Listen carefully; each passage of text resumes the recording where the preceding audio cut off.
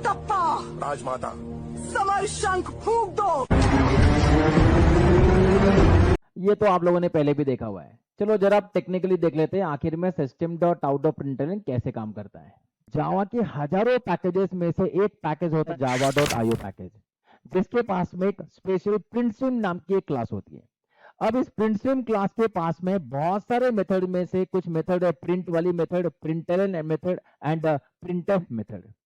अब इनमें से किसी भी मेथड को अगर कॉल करना होगा तो ऑब्वियसली हम लोगों को इस क्लास का ऑब्जेक्ट बनाने की जरूरत पड़ेगी, लेकिन इन रियलिटी हमको इस क्लास का ऑब्जेक्ट बनाने की कोई जरूरत नहीं, क्योंकि हमारे पास में ऑलरेडी ये ऑब्जेक्ट अवेलेबल है। जावा ने हम लोगों को एक सिस्टम क्लास लिख कर दिया जो कि लैंग पैकेज में होता है, उसके पास में ये आउट ऑब्जेक्ट पहले से अवेलेबल है।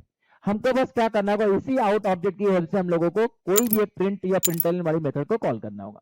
अब नया सवाल ऐसा आता है, क्या हमें अब सिस्टम क्लास का ऑब्जेक्ट बनाने की जरूरत पड़ेगी? ये भगवान क्या जुल्म है। तो सिस्टम क्लास का ऑब्जेक्ट बनाने की जरूरत नहीं है, क्योंकि सिस्टम के पास में जो आउट ऑब्जेक्ट है वो as a static member available होता है।